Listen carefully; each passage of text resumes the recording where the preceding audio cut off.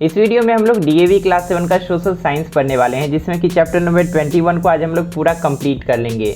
इस चैप्टर का पार्ट 1 मैंने पहले ही अपलोड कर दिया था, उसको देखने के लिए आप सोशल साइंस वाले प्लेलिस्ट में जा सकते हैं। आपके क्लास के किसी भी सब्जेक्ट को अच्छे से पढ़ने के लिए अब आपको यूट्यूब पे कहीं भटकने की जरूरत नहीं है। बस आपको इस चैनल के प्लेलिस्ट में जाना है, वहाँ पे आपको सभी वीडियोस मिल जाएंगे जो कि आपके सिलेबस में है। आप इस चैनल को सब्सक्राइब करके बेल आइकन को प्रेस भी कर लीजिएगा ताकि नए वीडियोस का नोटिफिकेशन भी आप तक पहुँचता रहे।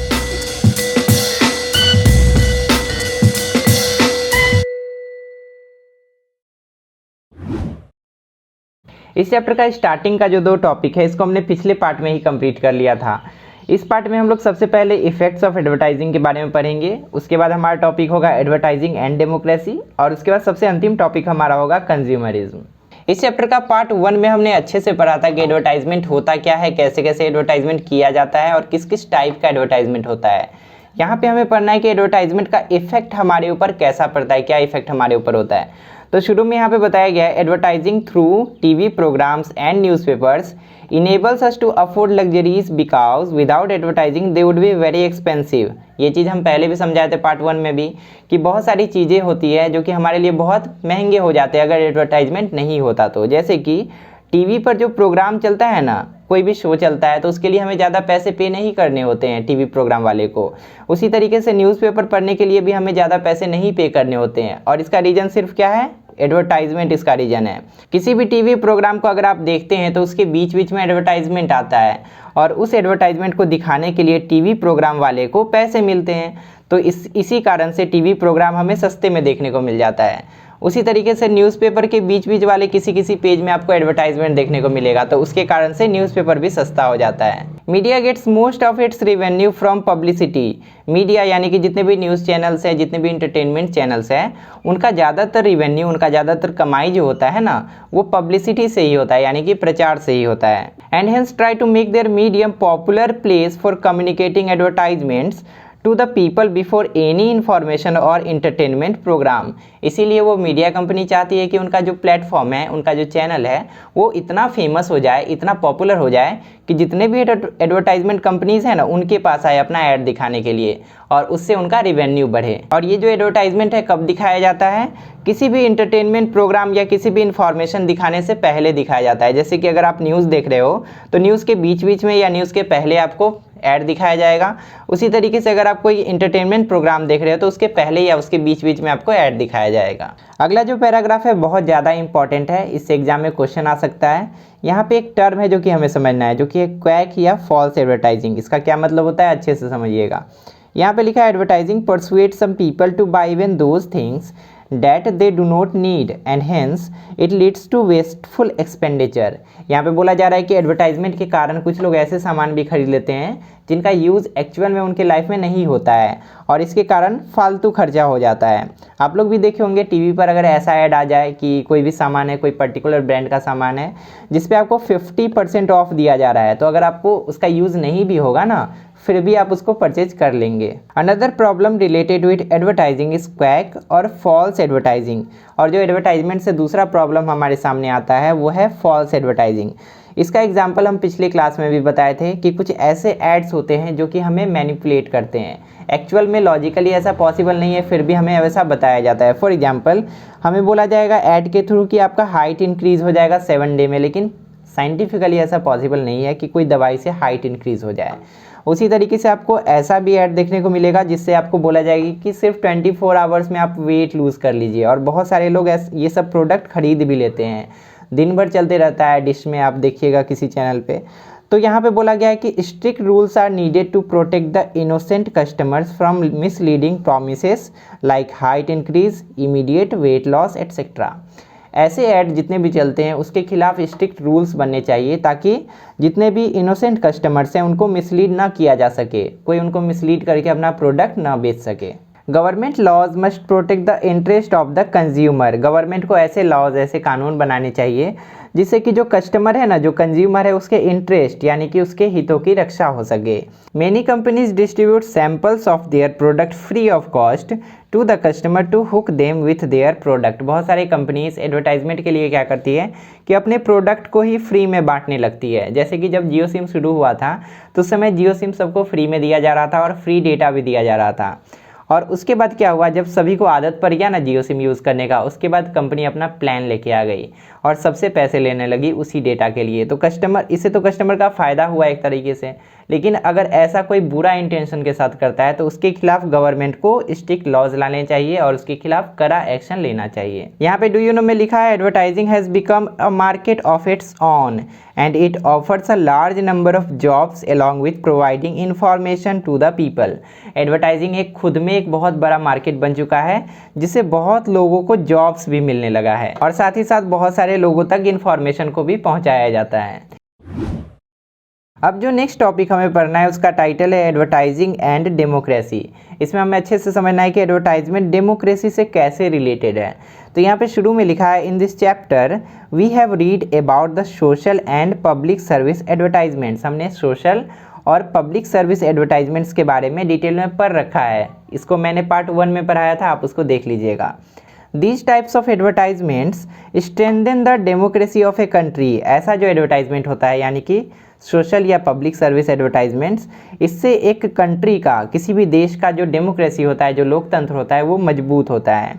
इन a democratic setup every individual or manufacturer can advertise his product which is only possible by spending huge money. अगर एक डेमोक्रेटिक कंट्री है तो कोई भी इंडिविजुअल, कोई भी मैन्युफैक्चरर अपने प्रोडक्ट का एडवर्टाइजमेंट करवा सकता है, लेकिन इसके बदले में उसको बहुत ज़्यादा पैसा खर्च करना पड़ेगा। टीवी पे जब आप ऐड देखते हो, जो एडवर्टाइजमेंट देखते हो, अगर वो 10 सेकंड का एडवर्टाइजमेंट है ना, तो उसके लिए हज़ारों रुपए, लाखों रुपए उसको पे करना पड़ता है एडवर्टाइज़र को।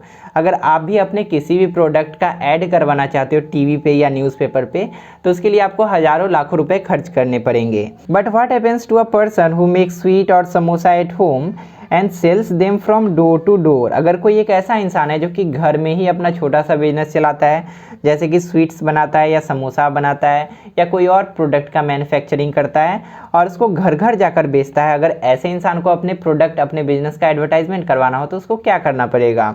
These small businesses do not have the money to spend on advertising। ये जो छोटे बिजनेस होते हैं ना, उनके पास अपना पैसा नहीं होता है, उतना पैसा नहीं होता है कि वो एडवर्टाइजमेंट पे खर्च कर सकें। They depend on word of mouth publicity. इसीलिए वो किस चीज़ पे डिपेंडेंट होते हैं, किस टाइप का पब्लिसिटी पे डिपेंडेंट होते हैं? Word of mouth publicity. ये जो टर्म है इसको अच्छे से समझिएगा। वर्ड ऑफ माउथ पब्लिसिटी होता क्या है, इसके बारे में एग्जाम में पूछा जाता है। मान लीजिए कि कोई भी प्रोडक्ट है, आप उसका ऐड कहीं पे नहीं देखें, लेकिन आप उसको यूज करना शुरू कर दिए। अगर आपको वो प्रोडक्ट अच्छा लगेगा तो उसके बारे में आप अपने फ्रेंड्स को बताएंगे। जैसे कि ये चैनल ही है, अगर आपको इस पे पढ़ना अच्छा लगेगा तो आप अपने फ्रेंड्स को बताएंगे। तो ऐसे पब्लिसिटी को ही बोलते हैं वर्ड ऑफ माउथ पब्लिसिटी। और कुछ ऐसे बिजनेस होते हैं जो कि इसी पब्लिसिटी पे डिपेंड करते हैं। आप अगर दूसरों को बताएंगे तभी वो बिजनेस चल पाएगा, नहीं तो वो धीरे धीरे इवेंचुअली बंद हो जाएगा। इसीलिए जितने भी स्मॉल बिजनेसेस हम लोग अपने आसपास देखते हैं, जिनका प्रोडक्ट या जिनका सर्विस हमें पसंद होता है, उसके बारे में हमें अपने फ्रेंड्स को, अपने रिलेटिव्स को जरूर बताना चाहिए। आगे यहाँ पे लिखा है, but they have to compete against highly advertised items that make the people believe that the branded and packaged goods are better. अगर कोई छोटा बिजनेस वर्ड ऑफ माउथ से पब्लिसिटी पा भी लेता है तो उसको कम्पीट करना पड़ता है किससे? हाईली एडवर्टाइज्ड आइटम्स से। इसको समझने के लिए एक छोटा सा एग्जांपल ले लेते हैं। आपके एरिया में ज़रूर कोई एक ऐसा समोसा वाला या मिठाई वाला होगा जो कि बहुत अच्छा समोसा बनाता होगा। तो वहाँ से अगर आप एक समोसा ले लें और एक समोसा आप किसी भी ब्रांड स्टोर से ले लें, जैसे कि मान लेते हैं हल्दीराम से आप एक समोसा ले लिए, और अपने फ्रेंड के सामने जाकर आप पूछेंगे कि आप कौन सा समोसा प्रेफर करोगे, हल्दीराम वाला या आप जो लोकल स्टोर से लाए हो वो वाला, तो आपका फ्रेंड जो है ना वो हल्दीराम वाले को प्रेफर करेगा या जिस भी ब्रांड से आप लाओगे उसको प्रेफर करेगा। लोगों का मेंटेलिटी इसी तरीके से काम करता है। चाहे लोकल सामान कितना भी अच्छा क्यों नहीं हो, लोग हमेशा ब्रांड के पीछे ही भागते हैं। उसका एक और एग्जाम्पल दिया गया है, जैसे कि आपके लोकल स्टोर में, आपके आसपास के दुकान में खुला दलिया मिलेगा जो कि बहुत अच्छा होगा, लेकिन लोग प्रेफर किसको करते हैं? ऐसा दलिया को जो कि एक ब्रांड के साथ आता है। एक पैक्ड दलिया को लोग ज़्यादा प्रेफर करते हैं। The small businesses fail to convince the people that they can buy quality goods even if they do not carry a brand name on the package. जो छोटे बिजनेस होते हैं ना, वो लोगों को कन्विंस नहीं कर पाते हैं कि वो लोगों को अच्छा सामान दे रहे हैं, भले ही उनके पैकेज पे कोई ब्रांड का नाम नहीं है। Most people opt to buy packaged items believing them to be better than the item sold without packaging. बहुत सारे लोगों का मानना होता है कि जो पैक सामान होता है ना वो अल्टीमेटली अच्छा ही होगा और जो खुला सामान होता है वो बुरा होता है, लेकिन हमेशा ऐसा नहीं होता है। कभी कभी पैक सामान ही ख़राब आपको देखने को मिलेगा और जो खुला सामान आपके लोकल में मिलता है वही आपको अच्छा मिलेगा। जैसे कि अगर आप आटा का एग्जाम्पल ले लो, बेसन का एग्जाम्पल ले लो और उसके बाद सूजी का एग्जाम्पल ले लो। आगे यहाँ पे लिखा भी है कि अगर हम लोग लोकल शॉप या चक्की से अगर कोई सामान खरीदते हैं, मान लेते हैं आटा ही खरीदते हैं, तो आपको बेटर देखने को मिलता है जो पैक्ड आइटम आप खरीदते हैं उससे। यहाँ पे डू यू नो में एक बहुत ही इंपॉर्टेंट पॉइंट हमें बताया गया है कि अगर हम लोग किसी भी सामान को खरीदते हैं उसके पहले हमें उस सामान का डेट ऑफ मैन्युफैक्चर और डेट ऑफ एक्सपायरी जरूर देख लेना चाहिए, यानी कि वो सामान कब बना है और उस सामान को हम लोग कब तक यूज़ कर सकते हैं ताकि वो हमारे लिए सेफ़ हो। अगर हम लोग ये सब नहीं देखते हैं तो हमें आदत डालनी चाहिए कि हम लोग हमेशा देखें। तो अभी तक ब्रांड्स के बारे में हमने जितना कुछ पढ़ा उस हिसाब से हम लोग बोल सकते हैं कि ब्रांड्स के कारण हमारे सोसाइटी में डिस्क्रिमिनेशन क्रिएट होता है। डिस्क्रिमिनेशन कहने का मतलब हुआ कि भेदभाव उत्पन्न होता है लोगों के बीच, जो कि कम्प्लीटली अलोकतांत्रिक है, जिसके कारण हमारे समाज में इनइक्वालिटी उत्पन्न होता है। इनइक्वालिटी का मतलब हुआ असमानता। एडवर्टाइजमेंट के कारण और क्या बुरा होता है उसके बारे में इस पैराग्राफ में हमें बताया गया है। यहाँ पे लिखा है another unfortunate impact of advertising is that it increases stereotype attitude. ये क्या करता है, एडवर्टाइजमेंट क्या करता है, स्टीरियोटाइप एटीट्यूड्स को बढ़ावा देता है। अब इसका क्या मतलब हुआ, इसका मतलब ये हुआ कि कुछ ऐसे सोच है जो कि पुराने ज़माने के हैं और अभी के हिसाब से उसका कोई मतलब नहीं बनता है, फिर भी उसको बढ़ावा देता है। जैसे कि अगर आपको कोई ऐसा ऐड दिखाया जाता है जिसमें कि खाना बनाया जा रहा हो, तो वहाँ पे आपको हमेशा दिखाया जाएगा कि वुमेन ही खाना बना रही है और पूरा फैमिली जाके टेबल पे बैठा हुआ है। उसी तरीके से अगर आपको कोई ऐसा एडवर्टाइजमेंट दिखाना होता है जिसमें कि सब्जी खरीदने का सीन है, तो वहाँ पे कोई वुमेन ही जाके सब्जी खरीद रही होती है, कोई मैन आपको नहीं दिखाया जाएगा जल्दी। उसी तरीके से अगर कोई ऐसा एडवर्टाइजमेंट है जहाँ पे कंप्यूटर खरीदते हुए या कार्स को खरीदते हुए दिखाना है, तो ज़्यादातर हमें दिखाया जाता है कि एक पुरुष ही वो काम कर रहा है, लेकिन ऐसा नहीं है। एक पुरुष जो होता है वो कभी कभी महिलाओं से ज़्यादा अच्छा खाना बना सकता है और कभी कभी एक महिला जो होती है ना, उनके पास कंप्यूटर का नॉलेज एक पुरुष से अच्छा हो सकता है। तो यहाँ पे जितने भी एग्जांपल्स हमने पढ़े उससे क्या बुरा इफेक्ट पड़ता है हमारे समाज में, वो यहाँ पे लिखा है this type of advertising creates gender discrimination. इससे जेंडर डिस्क्रिमिनेशन हमारे समाज में क्रिएट होता है। Hence is against the basic principle of democracy. हमारे लोकतंत्र के बिल्कुल खिलाफ है। हमारे लोकतंत्र का बेसिक प्रिंसिपल ही यही कहता है कि हमारे समाज में किसी भी जेंडर के लोग हों, चाहे वो मेल हो या फीमेल हो, उनको बराबर मानना चाहिए। आगे यहाँ पे बताया गया है कि बहुत सारे लोग जो होते हैं ना, वो ब्रांडेड आइटम्स को अफोर्ड नहीं कर सकते हैं, ब्रांडेड सामान को अफोर्ड नहीं कर सकते हैं। इसीलिए उनके दिमाग में ऐसा फीलिंग आता है कि वो फेल कर रहे हैं, वो अपने परिवार के ड्यूटी को फुलफिल नहीं कर रहे हैं। जैसे कि अगर आप एक पर्टिकुलर ब्रांड का आटा का एग्जाम्पल ही ले लो, यहाँ पे दिया गया है। अगर एक पर्टिकुलर ब्रांड का आटा आपके फैमिली में नहीं आ पा रहा है, तो कभी कभी आपके फैमिली मेम्बर्स को लगता है कि आपके पापा, आपके फैमिली में जो भी बड़े हैं, वो आपके फैमिली के ड्यूटीज़ को अच्छे से नहीं निभा रहे हैं, लेकिन एक्चुअल में ऐसा नहीं होता है। ब्रांडेड जो होता है वो एक्चुअल में अच्छा नहीं होता है। They may not be able to afford a branded shirt for an official meeting. और कभी कभी ऐसा होता है कि कोई इंसान ब्रांडेड शर्ट अफोर्ड नहीं कर सकता है अगर उसे कोई ऑफिशियल मीटिंग में जाना है। They start developing a feeling of inability, और धीरे धीरे उनके अंदर एक इनएबिलिटी का फीलिंग आने लगता है। उनको लगता है कि वो कुछ नहीं कर पा रहे हैं और नहीं कर पाएंगे। This creates distance between the rich and the poor, और इसके कारण रिच यानी कि अमीर और पुअर यानी कि गरीब, उनके बीच और ज़्यादा डिस्टेंस बढ़ जाता है। It is against democracy where everyone should enjoy equality irrespective of his और हर सोशल और इकोनॉमिकल स्टेटस, और जो कि हमारे डेमोक्रेसी के बिल्कुल खिलाफ है, हमारे लोकतंत्र के बिल्कुल खिलाफ है। हमारा लोकतंत्र क्या कहता है कि कोई भी इंसान चाहे अमीर हो या गरीब हो, उनके बीच कोई भी डिफरेंस नहीं रहना चाहिए। इस चैप्टर का सबसे अंतिम टॉपिक है कंज्यूमरिज्म। इस टॉपिक को अभी हम लोग खत्म करेंगे। यहाँ पे इसका जो डेफिनेशन है यहाँ पे सबसे लास्ट में लिखा है, लेकिन इसको समझने के लिए हमें इतना सारा पढ़ना पड़ेगा, तो इसको एक एक करके रीड करते हैं। सबसे पहले कंज्यूमर क्या होता है, यहाँ पे आपको डेफिनेशन दिया गया है, आप इसको याद रखिएगा। यहाँ पे लिखा है a consumer is a person who buys by paying the price for some goods or service like insurance, transport, electricity, banking etcetera. Consumer consumer होता कौन है? कंज्यूमर एक इंसान ही होता है जो कि पैसा पे करता है किस चीज़ के बदले में, किसी भी सामान के बदले में या किसी भी सर्विस के बदले में। और ये सर्विसेज क्या क्या हो सकते हैं? इंश्योरेंस हो सकता है, ट्रांसपोर्ट सर्विस हो सकता है, इलेक्ट्रिसिटी का सर्विस हो सकता है, बैंकिंग सर्विस हो सकता है, एटसेट्रा। तो यहाँ से लेकर यहाँ तक आपको इसका डेफिनेशन लिखना है अगर एग्जाम में पूछा जाए तो। In the good old days there was direct relationship between the seller and the consumer और बायर। पुराने ज़माने में सेलर और बायर के बीच में डायरेक्ट रिलेशनशिप होता था। The seller exhibit his goods, जो सेलर होता था वो अपना सामान दिखाता था। The buyer thoroughly examine them before purchasing, और जो बायर होता था उस सामान को अच्छे से देखता था खरीदने से पहले। The consumer was treated respectfully and a bond was stabilized between the seller and the consumer. जो कंज्यूमर होता था ना उसको बहुत रिस्पेक्ट के साथ ट्रीट किया जाता था और एक बॉन्ड बन जाता था कंज्यूमर यानी कि जो बायर है और जो सेलर है जो सामान को बेचने वाला है उसके बीच। समय के साथ साथ जैसे जैसे प्रोडक्ट और सर्विसेज का कमर्शियलाइजेशन किया गया, उसका एडवर्टाइजमेंट होने लगा, उसके बाद एक बायर को सिर्फ कंज्यूमर मात्र माना जाने लगा। इसका मतलब ये हुआ कि जितना भी पर्सनल रिलेशन होता था ना बायर और सेलर के बीच वो खत्म हो गया। पहले क्या होता था कि बायर जो सेलर होता था वो नहीं चाहता था कि मेरे बायर को कोई ख़राब सामान मिले या कोई डिफेक्टिव सामान मिले, लेकिन अब ऐसा नहीं होता है। समटाइम्स अ शॉपकीपर और manufacturer cheats us by charging more for a commodity. कभी कभी ऐसा होता है कि सेलर जो होता है ना वो हमें बहुत ज़्यादा चार्ज कर लेता है, बहुत ज़्यादा पैसा ले लेता है एक सामान के लिए या कोई भी सर्विस के लिए, और giving us poor quality goods. और कभी कभी पैसा तो उतना ही लेता है लेकिन हमें ख़राब सामान दे देता है। बहुत सारे कंपनीज जो होते हैं ना वो एडवर्टाइजमेंट के थ्रू अपने प्रोडक्ट का बहुत अच्छा पॉइंट आपको गिनवा देंगे, लेकिन जो नेसेसरी इन्फॉर्मेशन होता है ना जिसको जानना एक कंज्यूमर के लिए बहुत ज़रूरी है वही चीज़ वो लोग नहीं बताते हैं।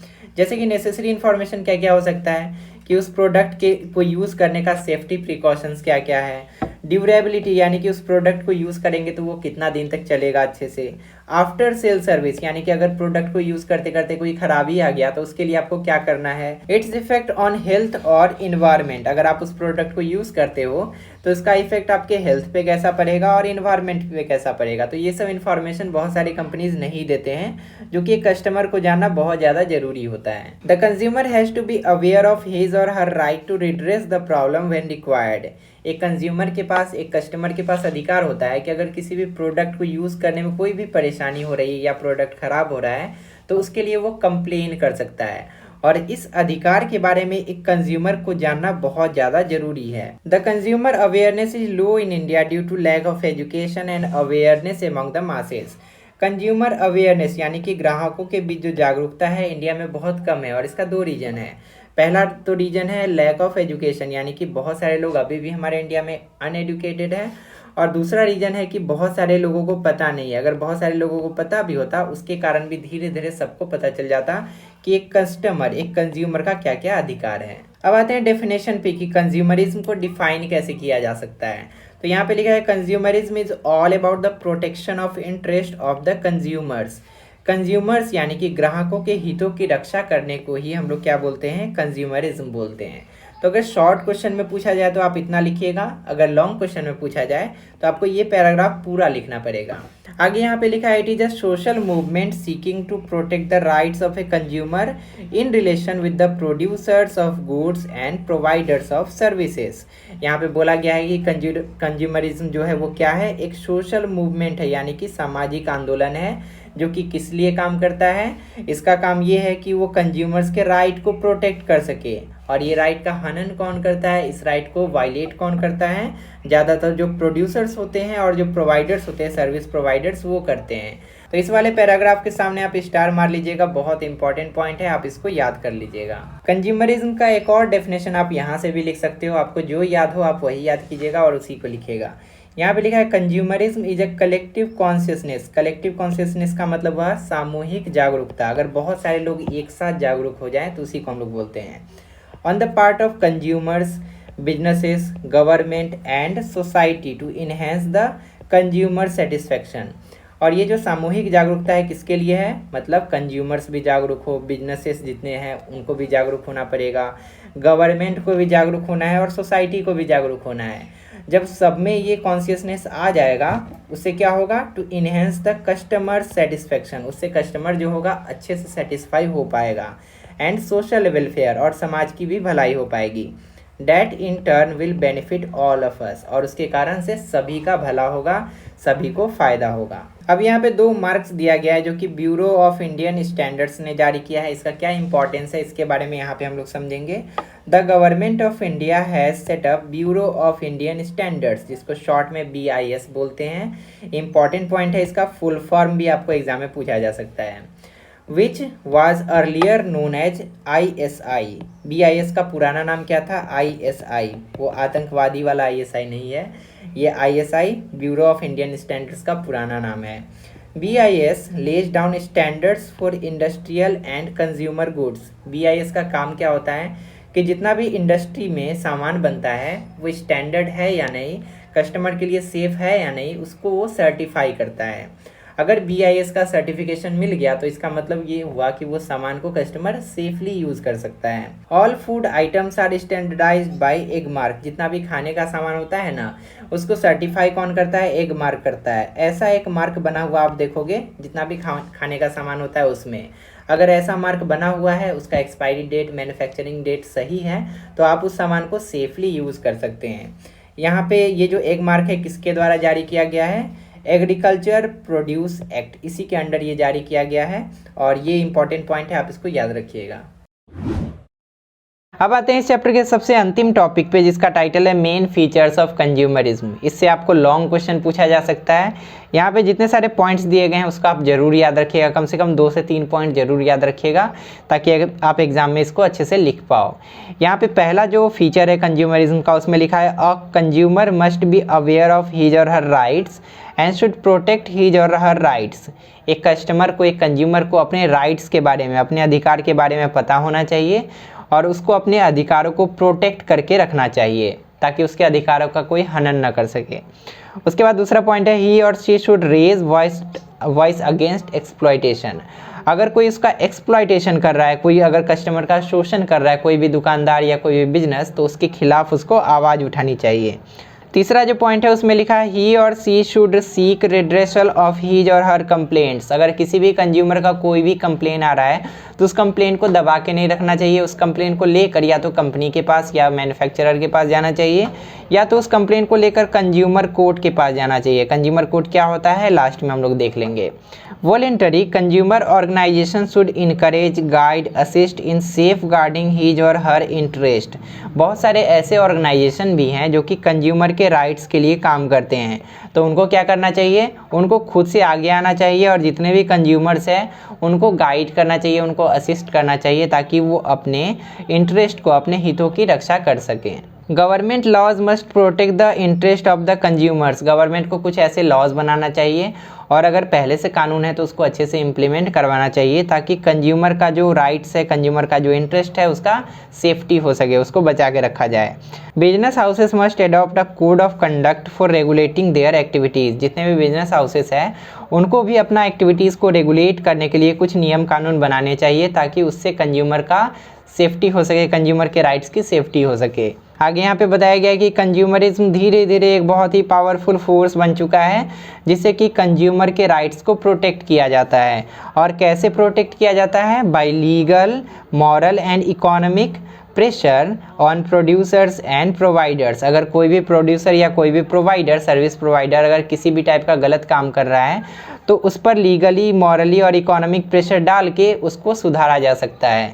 और ये सब कैसे पॉसिबल हुआ? Because of consumerism. आगे यहाँ पे बताया गया कि अगर आपके साथ कहीं पे चीटिंग हुआ है, कोई भी शॉपकीपर आपके साथ चीटिंग किया है, तो उसका कंप्लेन लेकर आप कंज्यूमर कोर्ट जा सकते हैं। स्पेशली एक कोर्ट बनाया गया है, एक अदालत बनाया गया है, जहाँ पे कंज्यूमर्स यानी कि ग्राहक से रिलेटेड ही केसेस की सुनवाई की जाती है। वहाँ पे आपको क्या करना पड़ेगा? एक एप्लीकेशन लिखना पड़ेगा और उसमें कैश मेमो अटैच करना पड़ेगा। कैश मेमो का मतलब क्या हुआ? जो बिल मिलता है सामान खरीदने के बाद, उसको अटैच करना पड़ेगा। वारंटी या गारंटी कार्ड अगर आपको मिला है तो उसको अटैच करना पड़ेगा, और उसको सबमिट करना पड़ेगा कहाँ पे? डिस्ट्रिक्ट कंज्यूमर कोर्ट में जाके उसको सबमिट करना पड़ेगा। तो ये वाला लाइन बहुत ज़्यादा इंपॉर्टेंट है, आप इसको याद रखिएगा। एग्जाम में पूछा जा सकता है कि अगर आपके साथ चीटिंग होता है तो आपको क्या करना है, तो आपको ये वाला लाइन आंसर में लिखना पड़ेगा। आगे यहाँ पे लिखा है रीड न्यूज़पेपर डेली। हमें डेली न्यूज़पेपर पढ़ना चाहिए। क्यों? To be an aware consumer and save yourself from being cheated, ताकि हम लोग एक अवेयर, एक जागरूक कंज्यूमर बन सके और अपने आप को चीटेड होने से, अपने आप को ठगे जाने से हम लोग बचा सकें। तो फाइनली इस चैप्टर को हमने पूरा कंप्लीट कर लिया 2 पार्ट्स में। इसका पार्ट 1 अगर आपने अभी तक नहीं देखा है तो पार्ट 1 आप देख सकते हैं, सोशल साइंस वाले प्लेलिस्ट में आपको जाना पड़ेगा और स्क्रॉल डाउन आप करेंगे तो आपको इस चैप्टर का वहाँ पे वीडियो मिल जाएगा। किसी भी टाइप का डाउट या किसी भी टाइप का क्वेरी अगर आपका है तो आप मुझे किसी भी स्टूडेंट ग्रुप में पूछ सकते हैं, सभी का लिंक आपको डिस्क्रिप्शन में मिल जाएगा। अगर आपको सोशल साइंस के किसी और चैप्टर का भी वीडियो देखना है तो प्लेलिस्ट को ओपन करने के लिए लेफ्ट साइड में क्लिक कीजिए और इसके बाद वाले चैप्टर का वीडियो देखने के लिए राइट साइड में क्लिक कीजिए। फिलहाल इस वीडियो में इतना ही, मिलते हैं अगली वीडियो में एक नए टॉपिक के साथ। तब तक के लिए अपना ध्यान रखिए और अच्छे से पढ़ाई करते रहिए।